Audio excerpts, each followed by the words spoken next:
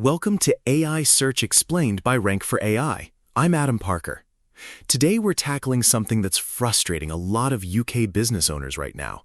Why your business just doesn't show up when people ask ChatGPT, Perplexity, or any of these AI tools to recommend local services.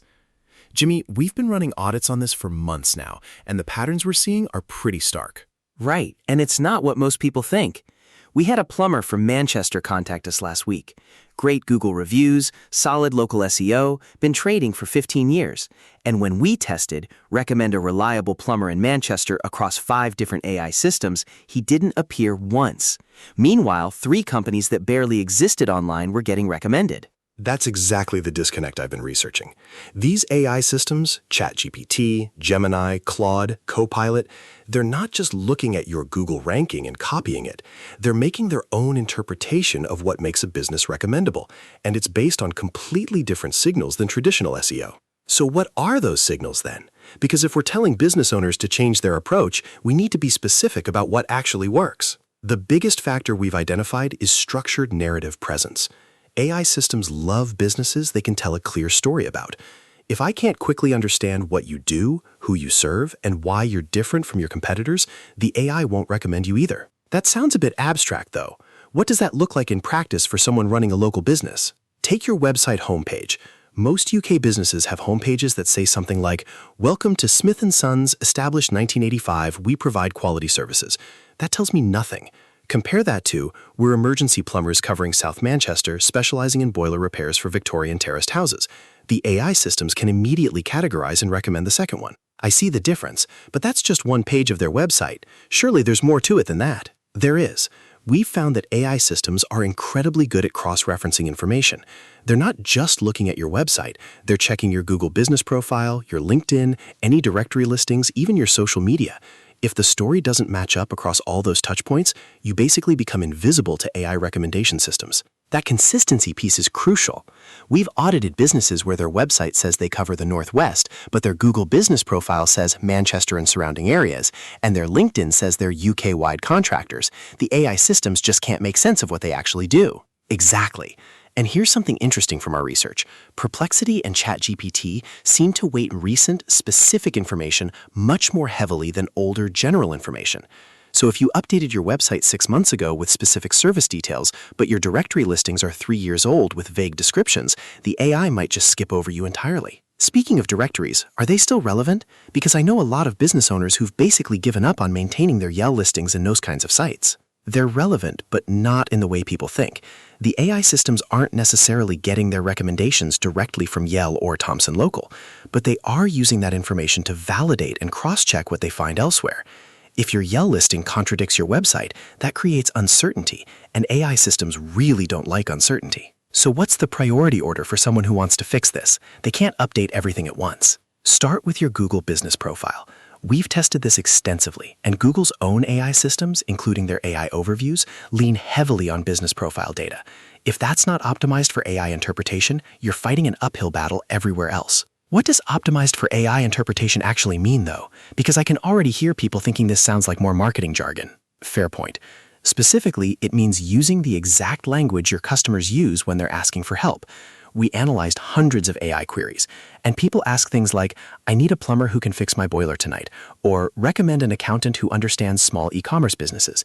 If your business profile description doesn't contain those kinds of specific problem-solving phrases, you won't match those queries. That's quite different from traditional SEO keyword optimization, isn't it? Completely different.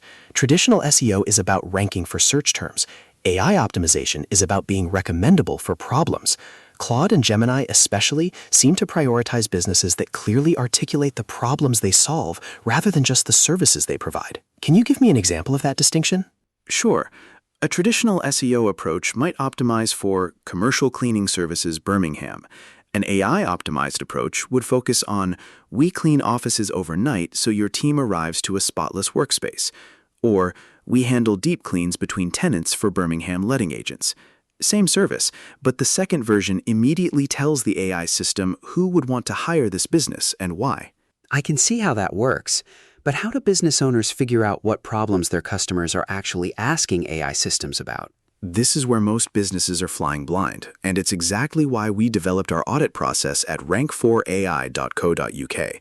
We literally test dozens of different ways people might ask for your type of service across all the major AI platforms. You can't optimize for queries you don't know are happening.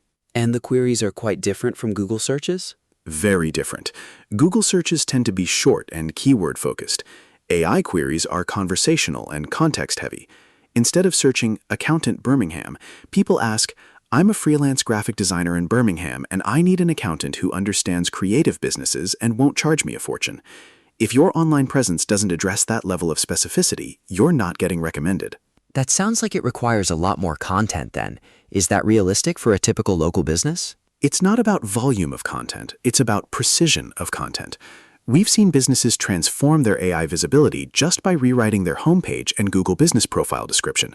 The key is making sure every piece of information you put online is working hard to demonstrate your relevance and expertise. What about reviews? Because most local businesses think having good Google reviews is enough. Reviews matter, but again, it's not just about star ratings. AI systems can read and interpret the content of reviews. If all your reviews say "great service, very professional," that doesn't give the AI much to work with. But if reviews mention specific problems you solved or particular expertise you demonstrated, that becomes part of your AI-readable profile. So businesses should be encouraging more detailed reviews. Definitely.